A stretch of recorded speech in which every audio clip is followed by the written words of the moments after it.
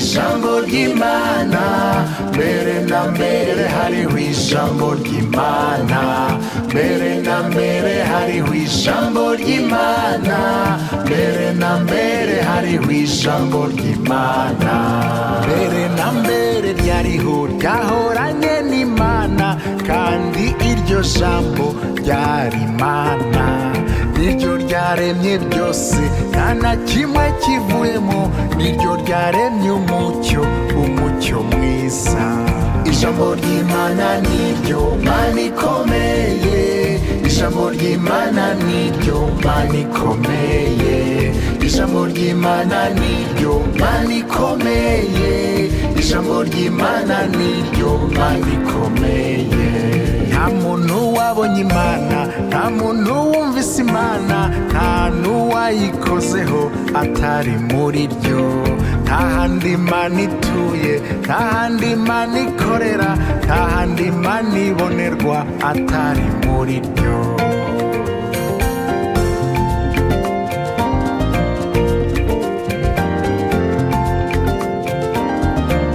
Ijambo ry'Imana niryo mucyo nyakuri, ijambo ry'Imana niryo mucyo nyakuri, ijambo ry'Imana niryo mucyo nyakuri, ijambo ry'Imana niryo mucyo nyakuri, niryo mucyo nyakuri waje hano ku isi ngo umurikire umuntu wese.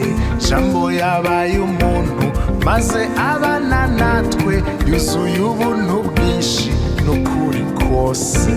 Ijambo ry'Imana niryo Yesu Kristo, ijambo ry'Imana niryo Yesu Kristo, ijambo ry'Imana niryo Yesu Kristo, ijambo ry'Imana niryo Yesu Kristo. Niryo Yesu yatubwiye ko ari ryo mwuka kandi niryo bugingo buhoraho, niryo ryeza bizera iyo barikomeje, iyo baryizeye uko ryanditswe.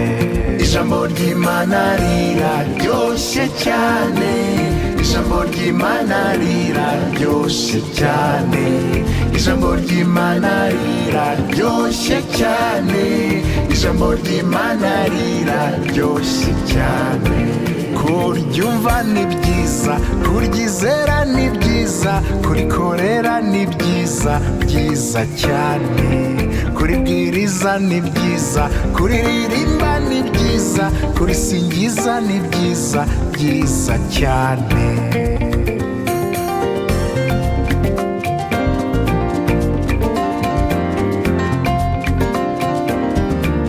Ijambo ry'Imana ririsobanura, ijambo ry'Imana ririsobanura, ijambo ry'Imana ririsobanura, ijambo ry'Imana ririsobanura. Ridasobanuwe n'umwuka, ridahumetswe n'umwuka, ntabwo aba ari ijambo habe na gato. Rihinduka inyuguti mu kanwa ka Satani, rihinduka urupfu iyo aribwirije. Ijambo ry'Imana rizahora witeka, ijambo ry'Imana rizahora witeka, ijambo ry'Imana rizahora witeka, ijambo ry'Imana rizahora witeka. Ijambo ry'Uwiteka ryo rihoraho iteka, kandi niryo butumwa bwiza twabwirijwe. Petero na Pawulo, Yohani na Yakobo, abo bahamya b'ukuri niryo babwirije. Mbere na mbere hariho ijambo ry'Imana, ijambo ry'Imana niryo Mana ikomeye, ijambo ry'Imana niryo Mana ikomeye, ijambo ry'Imana ni Yesu Kristo.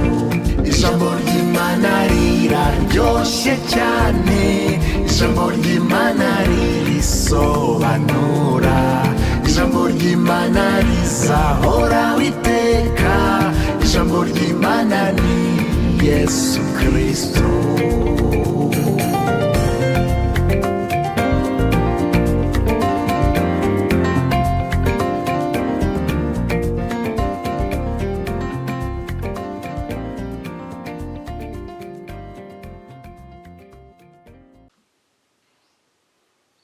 bene data namwe bashiki bacu nongeye kubaramutsa mu izina ry'umwami wacu Yesu Kristo. Ndashimira Imana kubw'ubuntu bwayo, ndashimira Imana kubw'urukundo rwayo n'imbabazi byayo ko yongeye kuduha aka kanya uko ijambo ry'Imana ribivuga ngo ducunguze uburyo umwete, kuko iminsi ari mibi, umwanya wose ubonetse bitegetswe n'ubushake bw'Imana. Guhamiriza ijambo ry'Imana ni iby'igiciro kuko riratwubaka kandi ntabwo turirambirwa. Ubushize twari twasabye Imana ko nibyemera kuri uyu munsi tukongera guhamiriza ijambo ryayo, tukaba turi mu kibwirizwa twatangiye ejo bundi kivuga ngo agakiza kuzuye. Mes frères et sœurs, je profite de cette occasion pour vous saluer dans le nom de Jésus-Christ notre Seigneur. Je remercie le Seigneur qui nous accorde encore cette occasion de rendre témoignage à sa parole. C'est très important à chaque occasion qui nous est offerte de partager la parole de Dieu, car cela est très nécessaire dans notre marche spirituelle. Reka dufate akanya ko gusenga. Nous allons prendre un moment pour faire une courte prière. Dusabe Imana kugira ngo iduhane umugisha mu ijambo ryayo. Nous allons implorer le Seigneur pour qu'il nous bénisse ensemble dans sa parole. Mwami wacu, Mukiza wacu, Mana yacu, Mwami wacu Yesu Kristo, ishimwe n'icyubahiro bikugarukire. Ndagushimira Uwiteka ko byongeye kuguhimbara, Mwami, kuduha aka kanya kugira ngo duhamirize ijambo ryawe. Mwami, udutegurire ameza hamwe n'abaryumva bose kugira ngo ugaburire imitima yacu. Ndagusaba kugira ngo muri aka kanya ubwawe utuyobore, ubwawe wihamirize mu ijambo ryawe. Mwami, utegure imitima ikeye y'abaryakira. Ntabwo mbazi ariko wowe urabazi, kuko ntushobora kuvugira mu kirere. Nuko hari umubande ubuhamagara, umubande niba waratanze uburyo bwo kuguhamiriza mu ijambo ryawe, nuko hari n'umubande urikeneye. Mwami, uhaze imitima y'abana bawe, wiheshe icyubahiro mu izina ry'umwami wacu Yesu Kristo. Amen. Imana ishimwe kandi iduhana umugisha. Turacyari mu ijambo ry'Imana rivuga ngo agakiza kuzuye. Que le Seigneur soit loué et qu'il nous bénisse ensemble. Nous continuons d'écouter la parole de Dieu dans la prédication intitulée Le salut complet. Agakiza kuzuye. Turagaruka gato muri Yohana igice cya mbere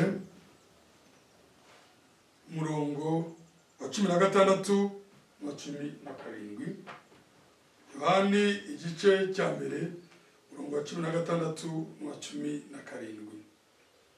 Kandi ibimwuzuye akaba ari byo twahaweho twese,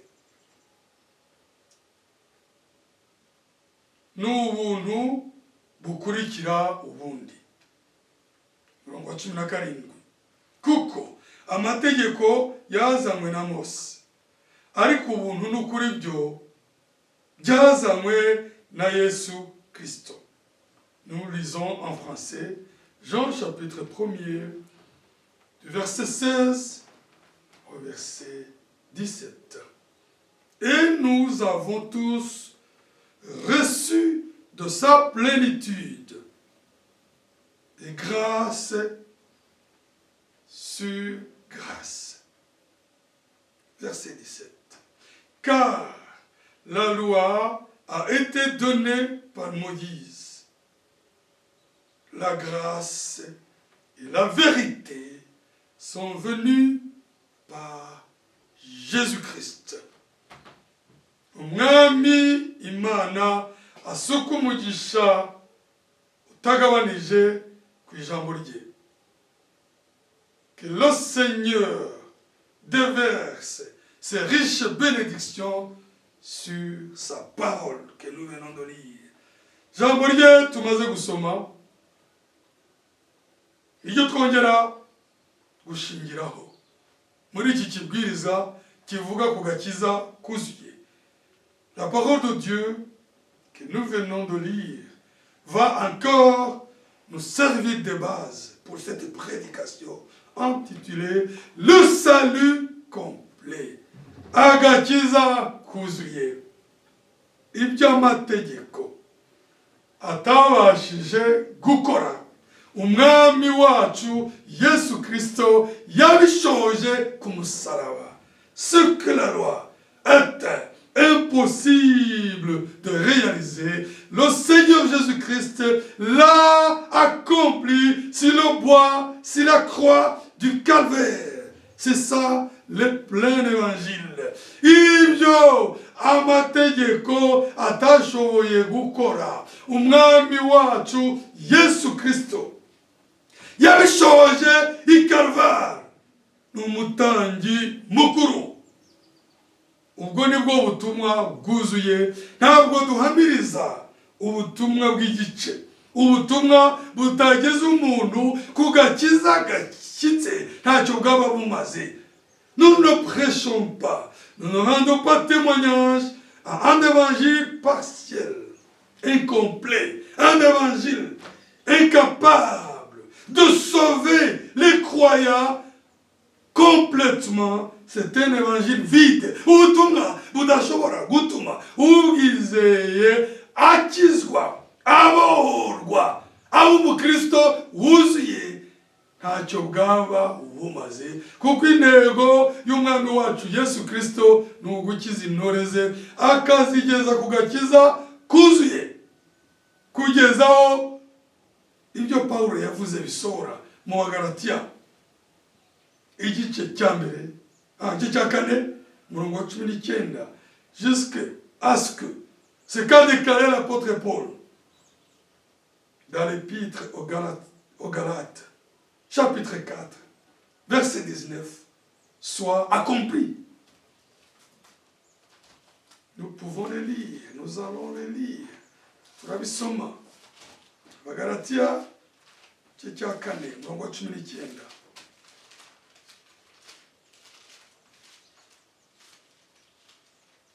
Bagalatiya kane umurongo wa 19. Bana banjye bato, abo nongera kuramukwa, kugezaho ishusho ya Kristo izaremerwa muri mwe. Kuramukwa, imibabaro yo kuramukwa, nibanziriza uko umwana aseruka. Kuvuga ngo itorero nk'umwana w'umuhungu, nk'umwana jambo rigomba gusa na Kristo, kugeza igihe ishusho ya Kristo izaremerwa muri mwebwe.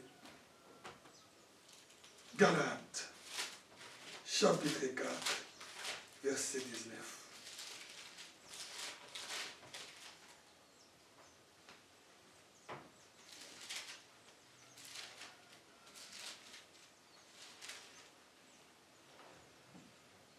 Mes enfants, pour qui j'éprouve de nouveau les douleurs de l'enfantement, jusqu'à ce que Christ soit formé en vous.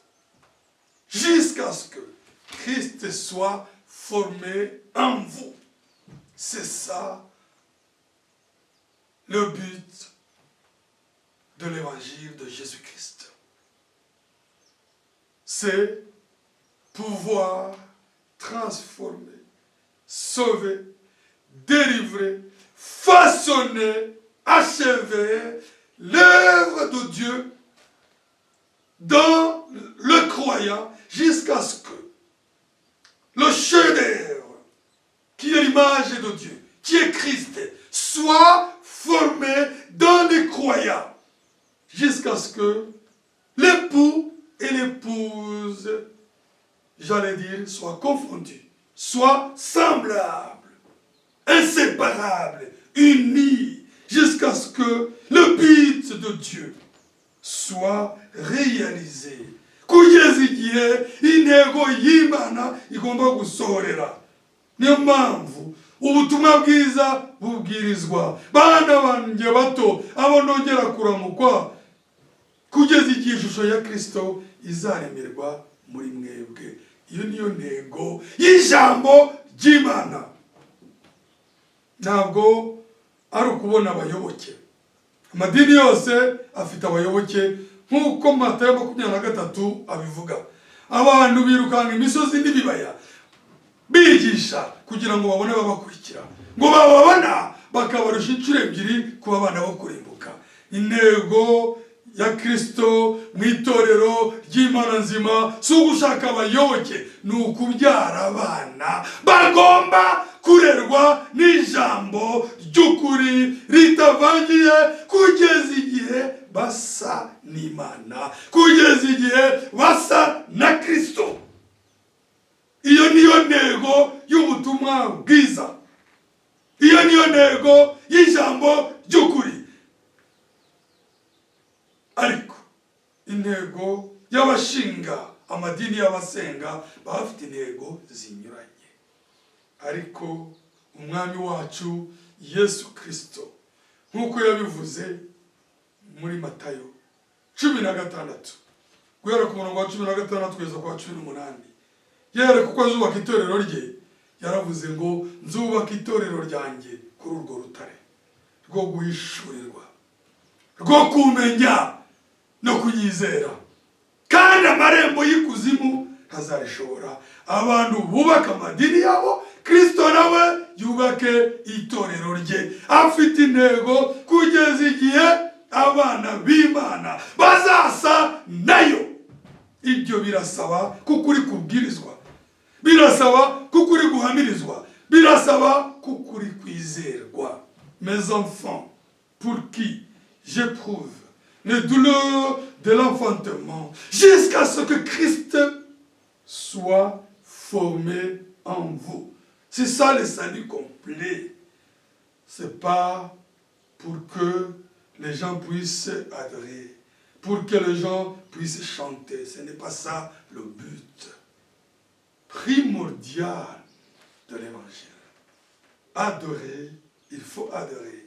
Louer, c'est bien de louer. Mais le Seigneur, par l'évangile, a un but unique, un but précis. C'est pour que les enfants de Dieu naissent et qu'ils grandissent jusqu'à ce qu'ils puissent porter l'image de Dieu, qu'ils puissent être semblables à Dieu.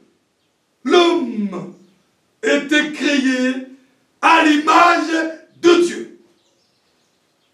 Et c'est le diable par le péché qui a torpillé cela. Mais le Seigneur n'a pas lâché, il n'est pas vaincu. Il est venu lui-même dans la chair. À la croix, le Seigneur de victoire, le Seigneur de gloire s'est écrié. Il a déclaré que tout était accompli. Il a maintenant le droit de rachat. Il a payé la rançon. Il a droit de récupérer ses enfants, de récupérer son patrimoine. Et son patrimoine, c'est ses enfants. Son patrimoine, c'est son peuple. Et les enfants de Dieu, comme cela était prévu, doivent lui ressembler. Umwami wacu Yesu Kristo yaraducunguye ku musaraba, yishyuye ikiguzi cy'agakiza kacu, afite intego yo kugarura gahunda yahozeho. Uko umuntu yari yaremwe mu ishusho y'Imana, n'ubundi ko agomba gusa nayo, agakiza kuzuye.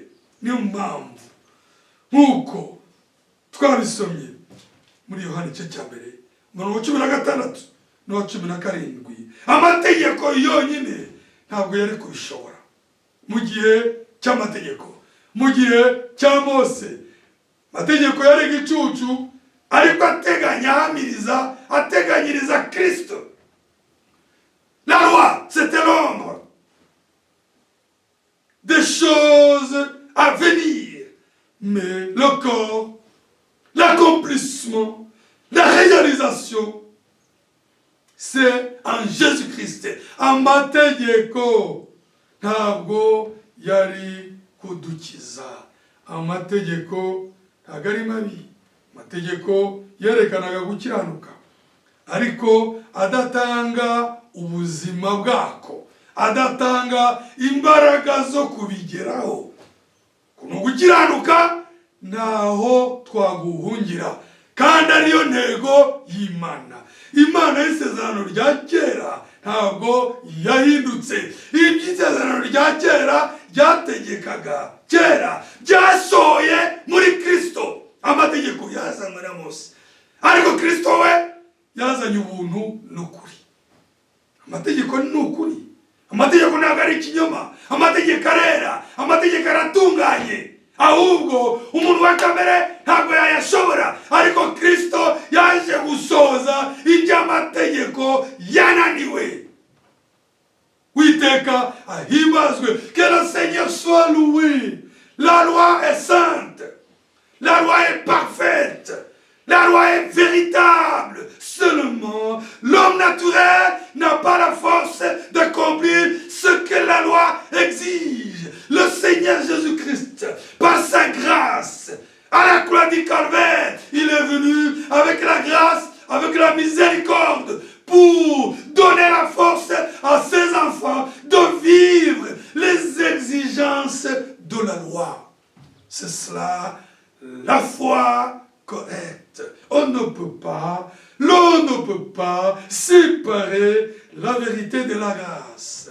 L'on ne peut pas séparer la loi de la vérité. C'est ça, la loi que Dieu a donnée. Dieu étant immuable, Dieu ne pouvant pas changer. La loi qu'il a donnée, c'est sa ligne de conduite. Kubera ko Imana idahindura integuro zayo, idahindura imigambi yayo, itegeka amategeko yatanze mu gihe cy'isezerano rya kera ni umurongo wo gukiranuka yifuza, ariko ntabwo mu kiriya gihe cy'amategeko byari gushoboka. Ndetse n'ubutambyi bwa Aroni ntibwari kubigeraho, n'ibitambo by'igihe cya Aroni by'amaraso y'ibitungwa ntibyari kubigeraho. La nouvelle alliance était nécessaire. Isezerano rishya ryari rikenewe kugira ngo Kristo azane igitambo cyuzuye gishobora kugeza abantu ku gakiza kuzuye. La nouvelle alliance était nécessaire, était indispensable pour que le Seigneur Jésus-Christ, par son sang, par un sacrifice complet, pour qu'il puisse donner un salut complet, un sacrifice parfait. Igitambo gitunganye gihesha agakiza kuzuye. Ibi bitume tumenya neza intego y'ubutumwa bwiza. Nk'uko nabivuze mu kanya, si umubare w'abayoboke, si ugushaka abantu, ni ukwereka abantu icyo Imana igamije mu ijambo ryayo. Kuko Imana izaza gutwara itorero ritunganye. Umwami wacu Yesu Kristo azaza gushaka itorero ritunganye. Notre Seigneur Jésus-Christ, à son retour, viendra prendre une épouse parfaite. Umwami wacu umukwe azaza gutwara umugeni utunganye, kandi ni nawe umutunganya. Iyo ni amena. Le Seigneur Jésus-Christ, notre époux, il viendra prendre son épouse dans un état de perfection. Son épouse parfaite, complètement. Umugeni utunganye neza. Ntabwo twareka kubihamiriza.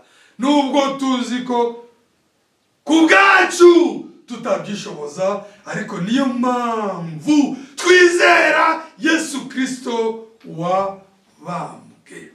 Uko ni ku ijambo ry'Imana rihamiriza. Mwami wacu Yesu Kristo yazanye ubuntu n'ukuri. Iyo dusomye muri Yohana 18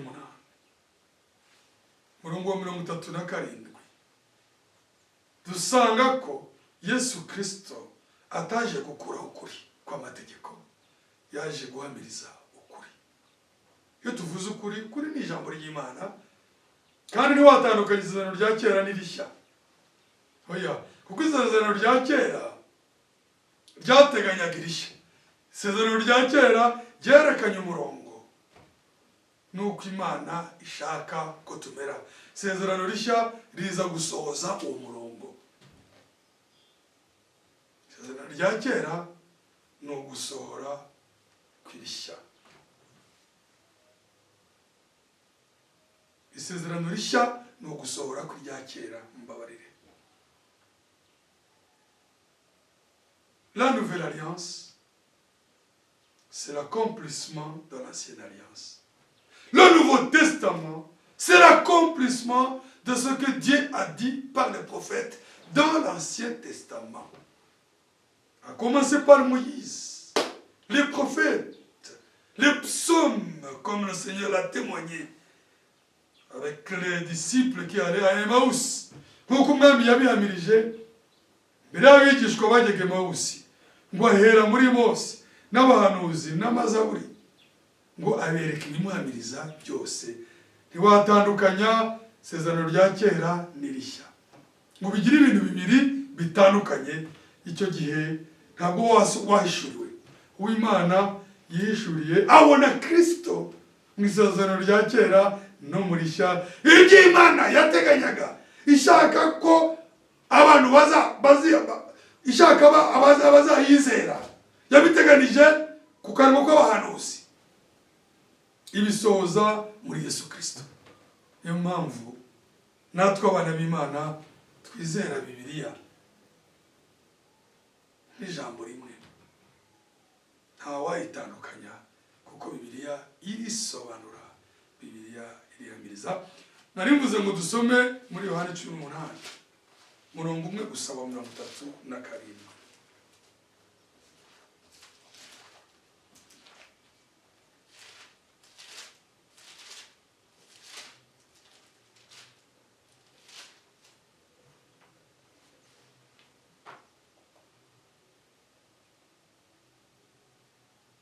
Pilato aramubaza ati, wabaza ni Yesu Kristo, noneho ga uri umwami? Icyo ni ikibazo. Yesu aramusubiza ati, wakabimenye ko ndi umwami? Iki nicyo navukiye, kandi nicyo cyanzanye mu isi, ni ukugira ngo mpamye ukuri. Ukuri wese yumva ijwi ryanjye. Amen. Imana ikomeze iduhane umugisha. Icyo tubonye hano ni iki? Ushobora kuvuga ngo Yesu yakijije abarwayi, nibyo? Ushobora kuvuga ngo Yesu yakoze ibitangaza, nibyo?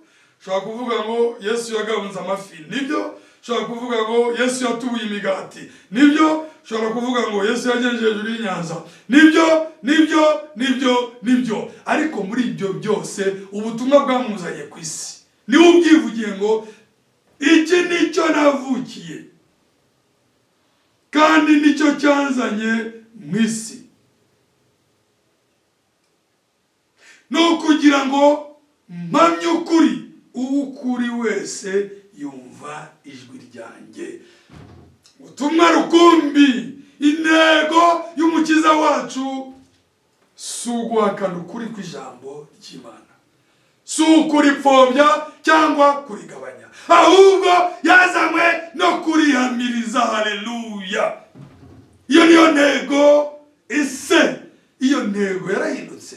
Ntibikabeho, ahubwo aracyayikomeza. Igihe cyose itorero rye rikiri kuri iyi si, arakurikirana uwo murimo, arakomeza ubwo bukozi bwo guhamiriza ukuri. Kubera iki? Kugira ngo ukuri wese yakire ukuri. Namara kwakira ukuri, bigende bite? Kumugeze ku gakiza kuzuye. Nous lisons aussi en français. Jean chapitre 18 au verset 37.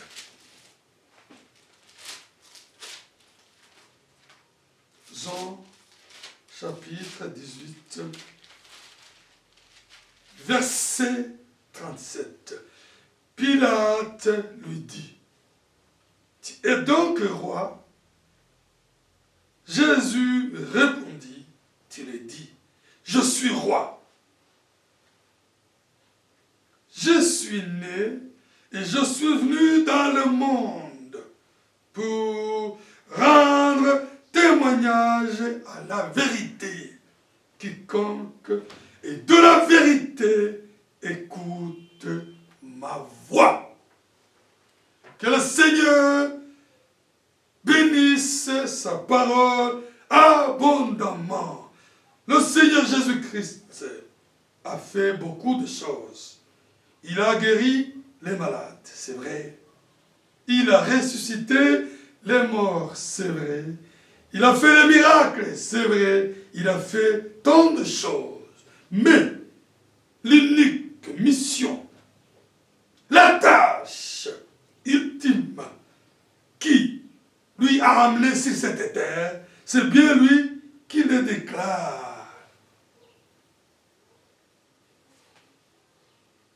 Je suis venu dans le monde pour rendre témoignage à la vérité. Quiconque est de la vérité écoute ma voix. Quelle merveilleuse mission. Quel merveilleux objectif. C'est très précis, l'on ne peut plus clair. Il n'est pas venu ici pour construire des maisons, pour créer différentes églises qui ont différents enseignements, qui ont différentes positions. Non. C'est pour bâtir son église, comme il l'a dit dans Matthieu 16. Contre laquelle le séjour des morts ne peut pas prévaloir. Il bâtit son église par la parole de vérité. Il est né. Je suis né. Lui, en tant que Dieu, il a revêtu l'humanité. C'était une mission terrible, douloureuse, de sa naissance à sa crucifixion. N'ubutumwa bukomeye n'inshingano ikomeye kuva avuka kugeza bambwa. Ntabwo wari umuteto, yari inshingano ikaze, ariko nanone ifite umusaruro mwiza cyane. Inshingano ikomeye izabyara umusaruro ukomeye. Nk'uko muri Yesaya 53 babivuga, umugaragu wanjye ukiranuka azatuma benshi bakiranuka, comme cela est écrit dans Ésaïe 53. Mon serviteur juste justifiera beaucoup. Plusieurs enfants de Dieu seront justifiés par son sacrifice. Je suis né, je suis venu dans le monde pour rendre témoignage à la vérité. Quiconque quiconque de la vérité écoute ma voix. Il s'agit de deux choses. D'abord, il faut que le témoignage de la vérité soit donné. Ensuite, il faut que les enfants de la vérité puissent la recevoir. Il y a la parole de vérité, et il y a les enfants de la vérité. Hari ijambo ry'ukuri, hari n'abana b'ukuri. Ngo nazamwe mu isi no guhamiriza ukuri. Kandi uw'ukuri wese naravutse. Kasubiremo. Iki nicyo navukiye, kandi nicyo cyanzanye mu isi. Ni ukugira ngo mpamye ukuri, uw'ukuri wese yumva ijwi ryanjye. Ni ibintu bibiri, hagomba kubaho ubuhamya bw'ijambo ry'ukuri, hakabaho n'abumva ukuri. Ariko ntabwo kumva n'abo ari bo bose. Ab'ukuri bisobanura intore z'Imana. Niba hari ukuri, nuko hari n'ibinyoma. Niba hari ab'ukuri, nuko hari n'ab'ibinyoma. Niba hari ab'iburyo, hari ab'ibumoso. Ndashimira Imana kuko uri guhamirizwa gufite abo kwagenewe. Je remercie le Seigneur parce que la vérité à laquelle nous rendons témoignage est destinée aux enfants de la vérité qui vont la recevoir avec joie. Quand la vérité est révélée, les enfants de Dieu l'embrassent avec joie. Ils ne se révoltent jamais contre la vérité. Ils épousent la vérité. Abana b'Imana ntabwo barwana n'ukuri. Abana b'Imana ntibatongana n'ukuri. Ntibavuguruzanya n'ukuri. Ahubwo bahobera ukuri. Nk'uko Zaburi ya 2 bivuga ngo muhobere uwo mwana. Abana b'Imana bahobera ijambo. Bakanywana. Les enfants de Dieu épousent la vérité. Ils embrassent la vérité. C'est pourquoi l'Église du Dieu vivant, c'est l'épouse de Christ. L'épouse de Christ, c'est l'épouse parole. L'épouse parole, c'est l'épouse de la vérité. Niyo mpamvu itorero ry'Imana nzima ryitwa umugeni wa Kristo. Nuko riba ryarashingiwe, ryarakiriye imbuto y'ukuri itavangiwe, ku buryo umwana w'umuhungu uzavuka azaba ari umwana jambo uri mu byashiro Yohana 12. C'est pour cela que le fils mâle qui naîtra désigne l'épouse. C'est une épouse parole. C'est la sémence qui est dans l'église du Dieu vivant. Et cette semence n'est pas séductible. On ne peut pas la séduire, car c'est une sémence mâle. C'est une sémence. C'est très étonnant quand nous lisons dans Apocalypse 12 que l'église du Dieu vivant soit désignée comme étant le fils mâle. Il y a la femme qui donne naissance à un fils. Cette femme-là, c'est l'église physique. Mais le fils, c'est la parole spirituelle qui est dans l'église. Et cette parole, on lui donnera une autre chaîne dans la gloire. Mais le physique restera. Que le Seigneur nous bénisse ensemble. Umwami aduhane umugisha. Niko bimeze Yesu Kristo ntabwo yaje gukuraho ukuri kw'amategeko. Byumvikane neza. Que cela soit entendu clairement. Le Seigneur Jésus-Christ n'est pas venu abolir la vérité proclamée dans la loi. La loi que Dieu a donnée, ce n'est pas une loi de mensonge, c'est une loi de vérité. Parce que Dieu n'est pas un menteur. Ce que Dieu a dit à Moïse, ce que Dieu a dit dans l'Ancien Testament, c'est la vérité. La loi véhicule la vérité, la pensée de Dieu. Ce que Dieu a dit ne peut jamais être corrigé. C'est pour cela que le Seigneur de gloire n'est pas venu. Lui, étant Dieu incarné, c'est Dieu dans la chair. Il ne peut pas venir se contredire. Dieu ne peut pas venir changer ce qu'il a dit avant. Kubera ko Yesu Kristo ni Imana yambaye umubiri, iyo Mana yavuze mu isezerano rya kera niyo yambaye umubiri muri Kristo. Ntabwo yaza kwivuguruza, yaba yihinduye umubeshyi. Imana muri Kristo yaje gukomeza igitekerezo cyayo. Ukiranuka uko yakubonaga mbere n'ubu ni kukikubona, ahubwo ntabwo ari gukiranuka kugomba guhinduka. N'abizera bambaye umubiri bahindurwa n'ijambo bagasa nuko gukiranuka. Umwami Imana asuka umugisha ku ijambo ryayo kandi aduhane umugisha. Que le Seigneur Dieu déverse ses bénédictions sur sa parole et qu'il nous bénisse ensemble. Dieu n'est pas un menteur. Non, le Seigneur de gloire en Jésus-Christ, il est venu réaliser ce qu'il pensait avant. C'est la continuité. Ntabwo isezerano rishya Imana yaje guhindura uko yatekerezaga mbere. Ntabwo yaje guhindura umurongo wo gukiranuka yahaye abana b'imbere, ahubwo abo mu isezerano rya kera byanditswe biratubwira ngo basinziriye bamutegereje, kuko nawe Mukiza Mesiya niwe bari bategerejeho agakiza, kandi mu gihe cyabo Imana yarabashoboje basinzira bamutegereje. Niyo mpamvu mu Baheburayo 11 ku musozo avuga ngo abo bose ntibashobora gutungana tutari hamwe nabo. Pawulo aravuga igihe cy'isezerano rishya. L'apôtre Paul voulait dire ici la dispensation de la nouvelle alliance. Dieu lui-même est venu accomplir,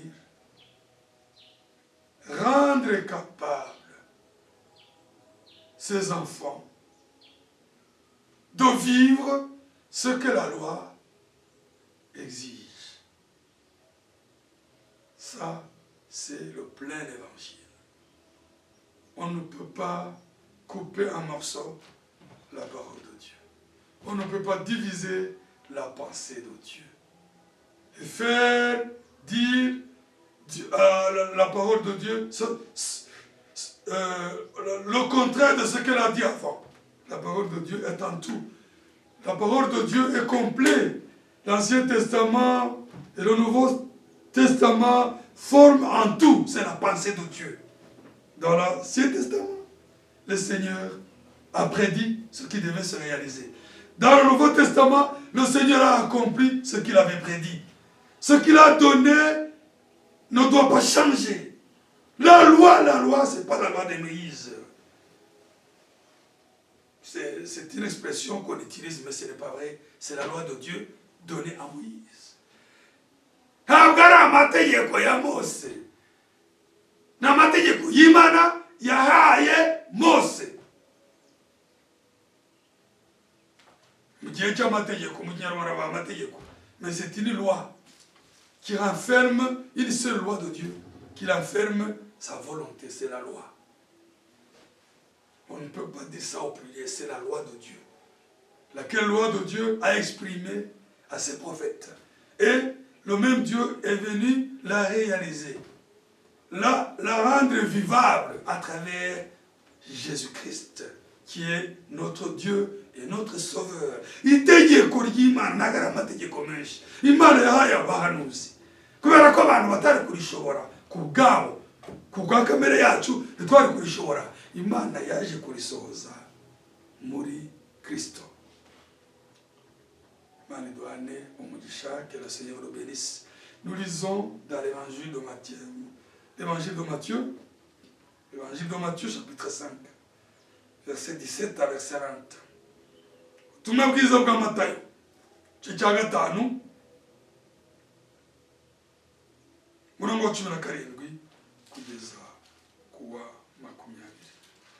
Matayo, igice cya 5, umurongo wa 17 kugeza ku wa 20.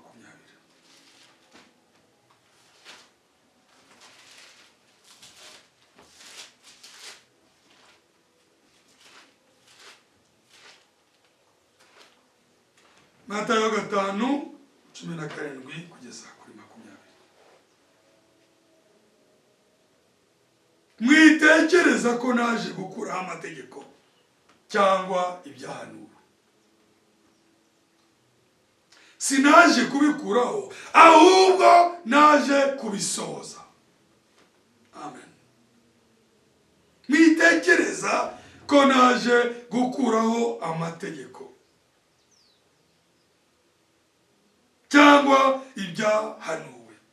Sinaje kubikuraho, ahubwo naje kubisohoza. 18. Kandi ndababwira ukuri yuko ijuru n'isi kugeza aho bizashirira amategeko atazavaho inyuguti n'imwe cyangwa agace kayo gato, kugeza aho byose bizarangirira. 19. Nukuzica rimwe ryo muri ayo mategeko, naho ryaba ryoroshye, hanyuma y'ayandi akigisha abandi kugira batyo, mu bwami bwo mu ijuru azitwa mutoya rwose.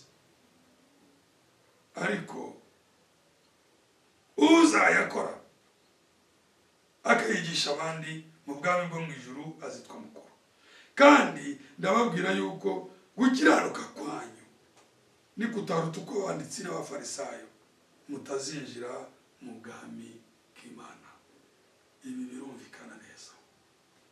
Ese nabisobanura kurenza, uretse ko ijambo ry'Imana risobanura ijambo ry'Imana. Ijambo ry'Imana ririsobanura.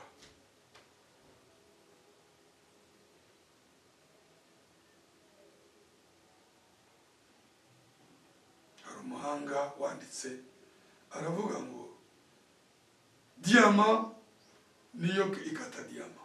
Abacuruza amabuye twari tubizi, diyama niyo ikata diyama. Arangije aravuga ngo n'ijambo ry'Imana risobanurwa n'ijambo ry'Imana, ntabwo risobanurwa ko twabisomye kuri iki kibwirizwa. Urumva igitekerezo cy'Imana muri iki kibwirizwa. Umwami ubwe wavuze ngo ntazabone guhamiriza ukuri. Hano nanone arongeye 17 hano muri Matayo 5 ati mwitekereza ko ntazabone gukora amategeko. Urumva ko hari abitekerezaga bibaza ngo ubuntu bw'Imana bunyuranije n'iby'amategeko yasabaga. Atoya, sinaje gukuraho amategeko cyangwa ibyahanuwe, sinaje kubikuraho, ahubwo naje kubisohoza. Umwami wacu Yesu Kristo ku musaraba nibyo yavugaga ati tout est accompli. Giye mu gifaransa gato ko bugero baravuga ngo birarangiye. Ntabwo birangiye, ahubwo birasohoye. Nukuvuga ngo ibyo gukiranuka kw'izoro rya kera byose kwasabaga abana b'Imana ntibabikoze n'urutoki bikabananira, kubera igitambo Yesu Kristo yiwitambye niwe udushoboza kugira ngo iby'amategeko yasabaga bisohore. Nous lisons aussi en français Matthieu chapitre 5 verset 17 à verset 20.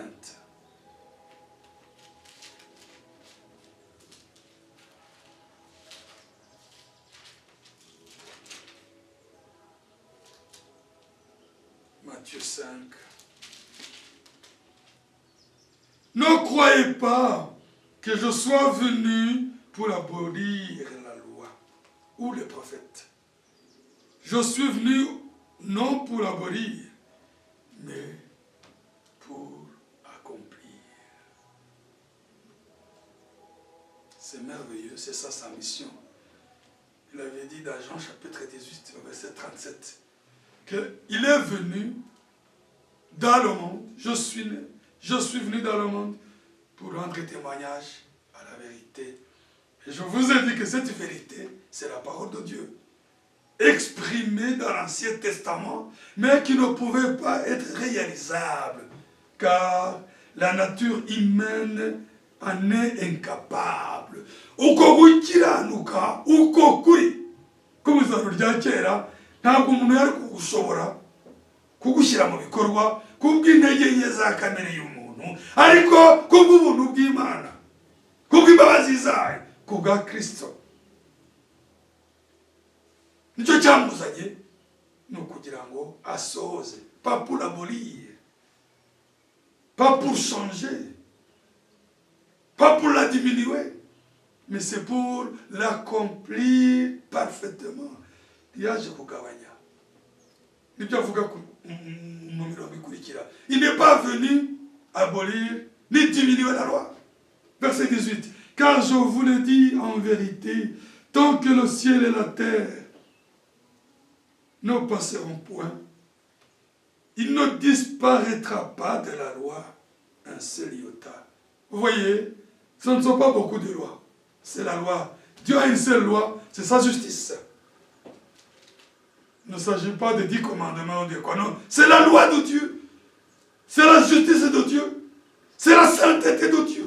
N'itegeko ry'Imana no gukiranuka kw'Imana no kwera kwayo Imana igomba kudushyikiriza.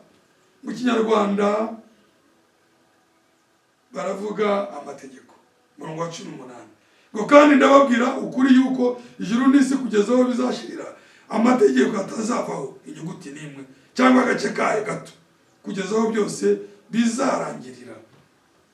Ariko muve mu Gifaransa, car je vous le dis en vérité, n'ukuri ndabibabwiye, tant que le ciel et la terre ne passeront point, kugeza igihe cyose isi n'ijuru bitaravaho, il ne disparaîtra pas de la loi en seul iota. Itegeko ntirizavungukaho na gato. Riremye, rirera, rirahagaze, riruzuye. La loi de Dieu est parfaite. La loi de Dieu est ferme. La loi de Dieu est accomplie. Ou un seul trait de l'être, jusqu'à ce que tout soit arrivé. Kugeza igihe byose bizasohorera.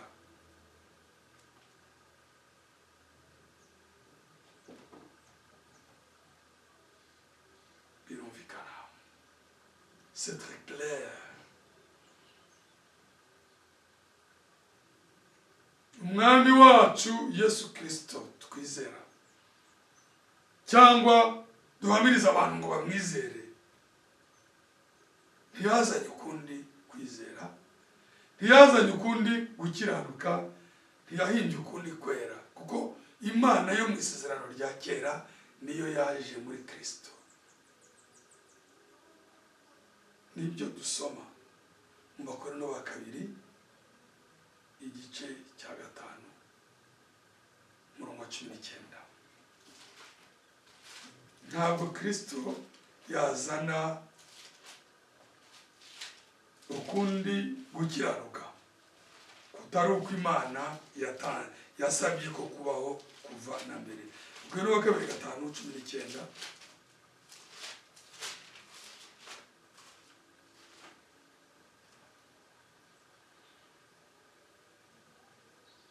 Kuko muri Kristo ari mu Imana yiyungiye n'abari mu isi, ntiyabikibabaraho ibicumuro byabo, kandi noneho yatubikije ijambo ry'umwuzuro.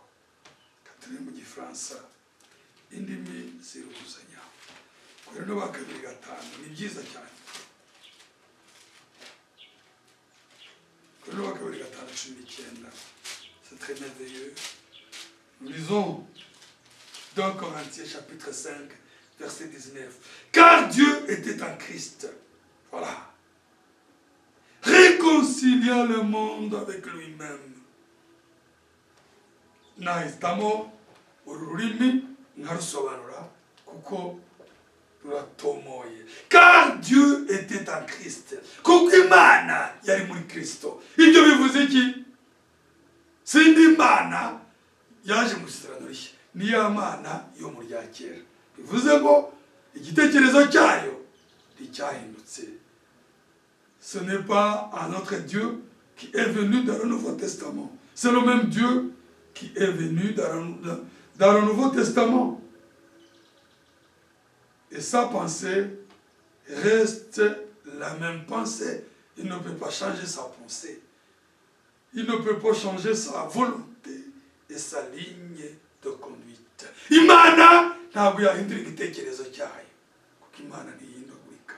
Imana ntiyahinduye umurongo wayo wo gukiranuka, ahubwo kuko uwo murongo wo gukiranuka ari ryo tegeko ryayo, umuntu wa kamere atari kuwushobora, Imana yambaye umubiri iza kutubashisha mu isezerano rishya kugira ngo isohoze ubushake bwayo, ariko gukiranuka kwayo. Dieu était en Christ, réconciliant le monde avec lui-même, yiyunga n'abari mu isi. Kuvuga ngo umuntu wa kamere wabyawe n'umugore yaraguye ku bw'icyaha atandukana n'Imana. Impamvu y'Imana kwambara umubiri, yaje kwiyunga natwe ibishimirwe. La mission, la volonté de Dieu, le plan de Dieu, quand il a revêtu l'humanité, c'est pour qu'il puisse se réconcilier avec nous qui étaient déchus. Il a revêtu l'humanité, il a versé son sang, il a payé la rançon en tant que sacrifice de Dieu. Parfait, un sacrifice agréable. La Bible l'appelle un sacrifice agréable, nous le verrons. Igitambo cyanejeje Imana kugira ngo yiyunge natwe. N'imputons point aux hommes leurs offenses. Imana muri Kristo amategeko yarashinjaga.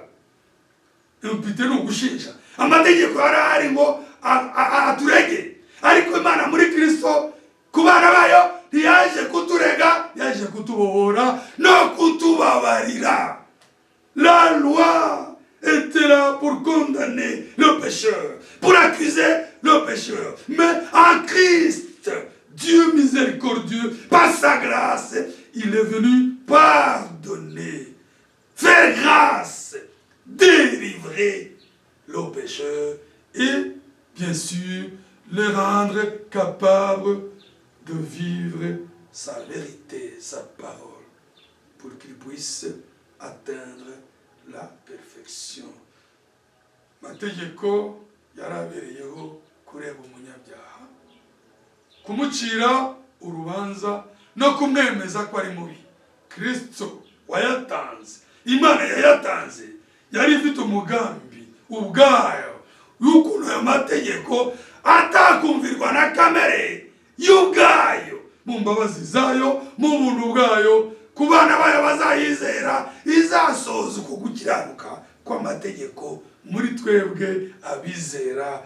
Imana himbazwe kubw'ijambo ryayo. Que le Seigneur soit loué pour sa sainte parole. N'imputant point aux hommes leurs offenses.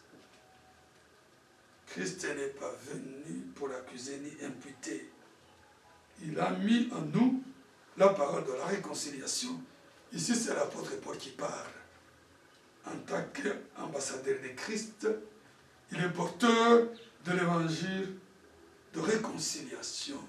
Nk'umugaragu w'Imana uvuga mu cyimbo cya Kristo kuri iyi si, uhagarariye ubwami bw'ijuru, yari afite ubutumwa bwunga abantu n'Imana, kandi natwe nibwo dufite. Ntabwo ari ubutanya abantu n'Imana, ni ubutuma abantu bungwa nayo. Ni Kristo twunga n'Imana, ntabwo ari abahamiriza Kristo bunga abantu n'Imana. We bo baramwerekana, umuhobeye, umwizeye, Kristo akamwunga n'Imana.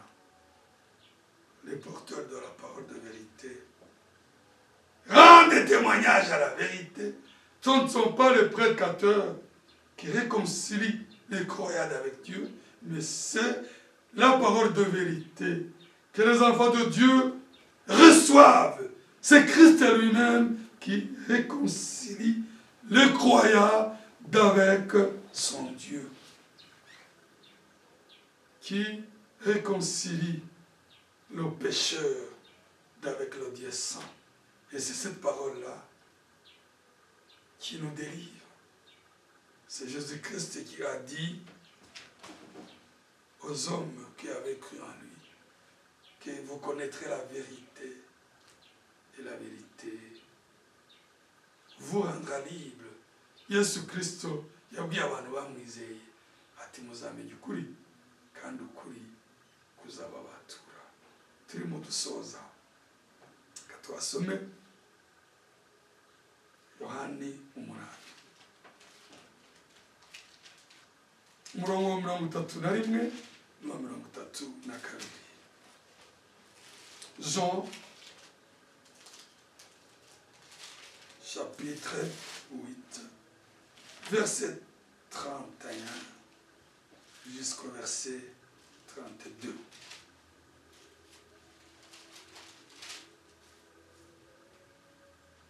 Et il dit aux Juifs qui avaient cru en lui, si vous demeurez dans ma parole, vous êtes vraiment mes disciples. 32. Vous connaîtrez la vérité et la vérité vous affranchira. Abwira abayuda bamwizeye ati, ntabwo iri jambo yaribwiye abatamwizeye, yaribwiye abamwizeye. Vous êtes vraiment mes disciples, muri abigishwa banjye koko, à une seule condition, kandi ndabibabwiye, vous connaîtrez la vérité et la vérité vous affranchira. Muzamenye ukuri. Ariko ntabwo ari ukukumenya gusa ngo mushyire amatsiko. Ukuri gufite icyo kugamije. Muzamenye ukuri kandi ukuri kuzababatura, kuzababohora. Amen. Vous connaîtrez la vérité et la vérité vous affranchira. Muzamenye ukuri. Turashimira Imana ko yatubashishije kumenya ukuri. Ariko twumve neza ko intego y'ukuri ni ukutubohora, ni ukutubatura kugira ngo tube mu mudendezo. Atari uwo kwica itegeko ry'Imana, ahubwo ari uwo gutuma turigenderamo. La liberté des enfants de Dieu n'est pas pour briser la vérité de la loi, mais c'est pour vivre la justice exigée par Dieu dans la loi. Nous kugira ngo abana b'Imana bashobozwe kugendera mu kuri gutegekwa n'Imana mu ijambo ryayo. Turangirize mu Baroma 8 dusoza. Abaroma 8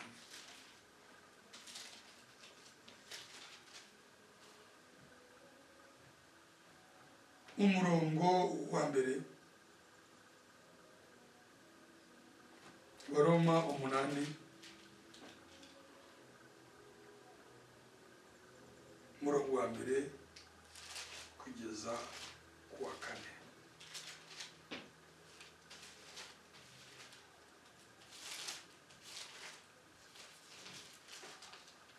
Nuko rero noneho abari muri Kristo Yesu nta rubanza bazacirwaho. Amen. Umurongo wa 2, kuko itegeko ry'umwuka w'ubugingo bwo muri Kristo Yesu ryambatuye ububata bw'itegeko ry'ibyaha n'urupfu. Kuko iby'amategeko yananiwe gukora kubw'intege nke za kamere yacu, Imana yabishoje ubwo yatumaga umwana wayo afite ishusho ya kamere y'ibyaha, kuba igitambo cy'ibyaha, ikiraho ibyaha bya kamere iteka, kugira ngo gukiranuka kw'amategeko gusozwe muri twe, abadakurikiza ibya kamere y'umubiri ahubwo bakurikiza iby'umwuka. Romains chapitre 8 verset 1er au verset 4. Il n'y a donc maintenant aucune condamnation pour ceux qui sont en Jésus-Christ. En effet, la loi de l'esprit de vie en Jésus-Christ m'a affranchi de la loi du péché et de la mort. Car chose est possible à la loi, parce que la chair la rendait sans force. Dieu a condamné le péché dans la chair en envoyant à cause du péché son propre fils dans une chair semblable à celle du péché. Et cela en fait que la justice de la loi soit accomplie en nous, qui marchons non selon la chair, mais selon l'esprit.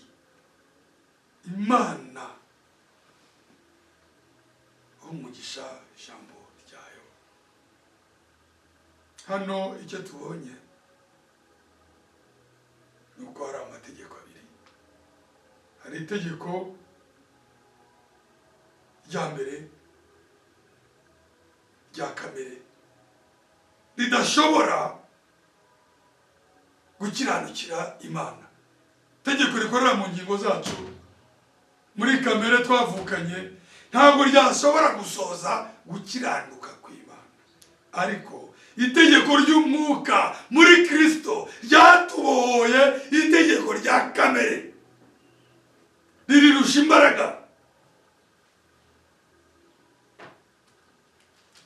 Ku bantu bize natanga urugero kubyo bita la loi de la pesanteur. Itegeko riteganya ko ni ry'umuhanga witwa Newton. Yavumbuye ko ikintu cyose kiri hejuru y'isi ari rukuruzi. Itegeko rya rukuruzi kigomba guhanuka. La loi de la pesanteur qui a été découverte par Newton, c'est un physicien. Cette loi, il a pu découvrir que tout objet a une certaine hauteur qui est au-dessus de la terre. Il y a une pesanteur qui l'a fait descendre. Ikintu cyose kiri hejuru y'isi kigomba guhanuka. Ariko inyoni ntabwo zikeneye kumenya iryo tegeko. Inyoni ntabwo zizi Isaac Newton. Zo iyo zirambuye amababa muri zo harimo itegeko rirusha imbaraga itegeko rya rukuruzi. Les oiseaux n'ont pas besoin de connaître Isaac Newton. Les oiseaux n'ont pas besoin de connaître la loi de la pesanteur. Mais par leurs ailes, dans les ailes des oiseaux, il y a une autre loi qui est plus forte que la pesanteur. Quand ils ouvrent les ailes, ils peuvent circuler dans le firmament, dans les airs, car il y a une loi plus forte que la pesanteur. C'est-à-dire qu'en Christ, par sa grâce, il y a une loi de la grâce, une loi de Dieu qui rend incapable la loi du péché. Muri Yesu Kristo, kubw'imbabazi ze harimo itegeko rihindura ubusa itegeko ry'icyaha riri muri kamere yacu. Muze tumwizere. Je vous invite à croire en Christ. Soyez fermes. Muze dushikame. Kubera ko muri Kristo harimo itegeko ryo gukiranuka risohoza gukiranuka kw'Imana rirusha imbaraga itegeko rya kamere rituma twica ijambo ry'Imana. Que le Seigneur nous bénisse, que nous puissions tourner nos regards sur Christ, observer notre sacrifice, croire en Jésus-Christ, car par sa grâce, par son esprit, il y a une loi de Dieu qui nous rendra capables de vivre la justice exigée par la sainteté de Dieu, par la loi de Dieu. La loi est sainte, la loi est pure, la loi est véritable. Tegeko ry'Imana rirera, tegeko ry'Imana riruzuye, tegeko ry'Imana rirakiranuka. si ryo ryahinduka, ahubwo twebwe twizera Yesu Kristo kubw'ubuntu bwe. Muri we harimo itegeko kubw'umwuka we, kubw'ubuntu bwe, rizatubashisha kugendera mu byo gukiranuka kw'Imana gusaba. Ako niko gakiza kuzuye. C'est ça le salut complet, c'est pouvoir atteindre la perfection, atteindre le niveau où notre vie sera conforme à la loi de Dieu, à la justice exigée par la sainteté de Dieu. Ce ne sont pas les hommes,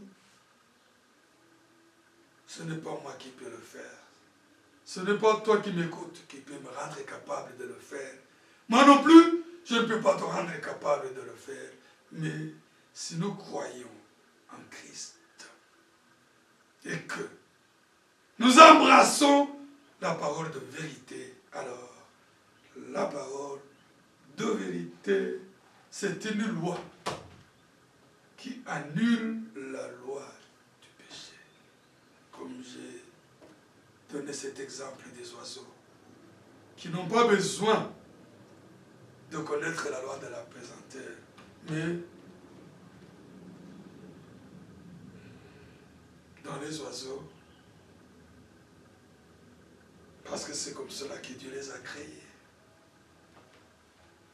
Cela vient de Dieu.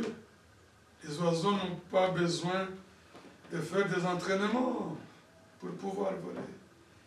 Ils sont créés ainsi et nous croyons que le Seigneur de gloire, notre Père, notre Sauveur, qui nous a aimés, il est capable de créer en nous une loi de justice qui annule complètement la loi du mal et qui nous rend capables de vivre le salut complet. Umwami wacu Yesu Kristo watuambiwe afite imbaraga n'ububasha bwo gushyira mu bamwizera itegeko ry'ubuntu bwe rihindura ubusa itegeko ry'ikibi, rihindura ubusa itegeko ry'icyaha, rigashoboza abana be gusohoza iby'amategeko ateganya asaba. Nk'uko twabyumvise, umwami wacu Yesu Kristo yarivugiye ngo sinaje gukora amategeko ahubwo naje kuyasohoza. Comme nous l'avons entendu, notre Seigneur de gloire a bien déclaré qu'il n'est pas venu pour abolir la loi, mais pour l'accomplir. Kuyasohoza. Imana isuka umugisha ku ijambo ryayo kandi dushoboze n'abaryakiriye twese kugira ngo iri jambo ribe rizima muri twe kandi rikore ikiba cyatumye Imana iritanga. Imana iduhane umugisha. Turasenga. Mwami wacu Yesu Kristo, umukiza w'ubuntu n'imbabazi, uhimbazwe ushimwe kubw'ijambo ryawe. Ijambo ryawe rimaze gutambuka, ijambo ryawe ni neguro yawe, ijambo ryawe ni umugambi wawe, ijambo ryawe ni ubushake bwawe, ijambo ryawe ni itegeko ryawe. Kera itegeko ry'inyuguti ryananiwe kubohora abantu, ariko muri wowe abakwizera itegeko ry'umwuka mwami ribabashisha gusohoza ikitegeko mwami ryawe ryasabye ku bwa kamere y'abantu bakaba batagishobora.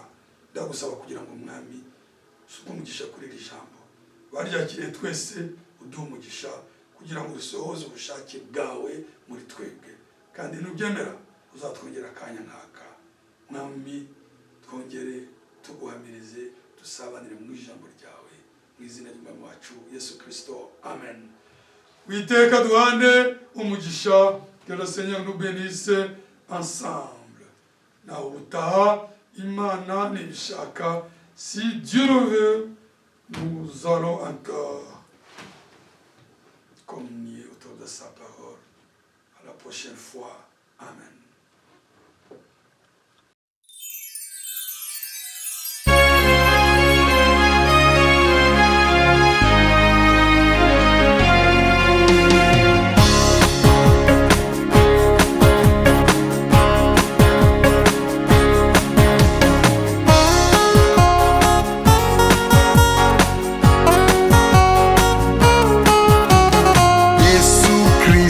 Nzagushima ibihe byose nguhimbaze, Yesu Kristo nzagushima ibihe byose nguhimbaze.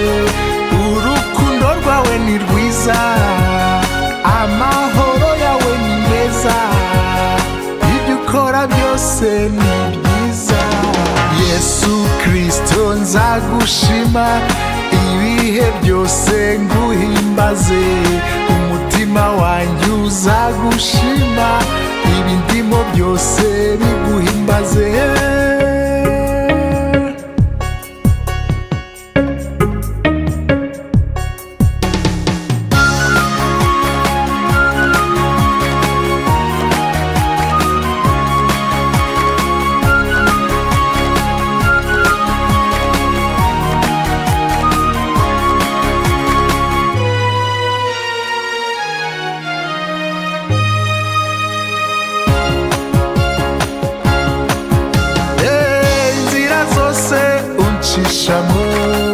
Nubwo zaba zikomeye zite, urukundo n'imbabazi byawe bihoraho.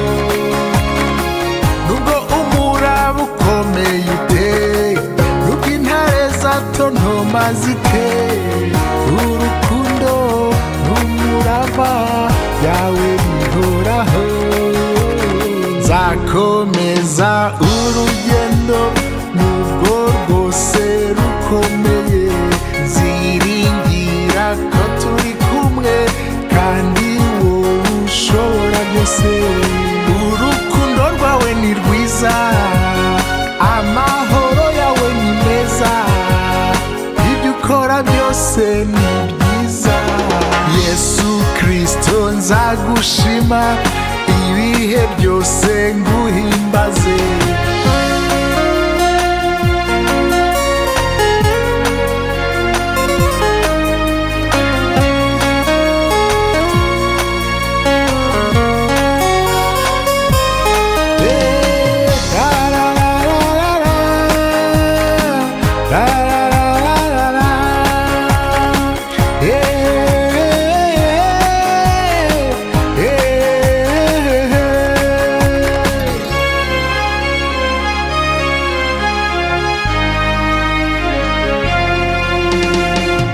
Impagarika umutima wanjye, kenshi nibagirwa mwamunkunda, urukundo n'imbabazi byawe bihoraho. Iherezo ry'urugendo rwanjye sishidikanya ko ari ryiza, isezerano ryawe wampaye uzarisohoza. Nzakomeza urugendo nubwo rwose rukomeye, nziringira ko turi kumwe kandi wowe ushobora byose.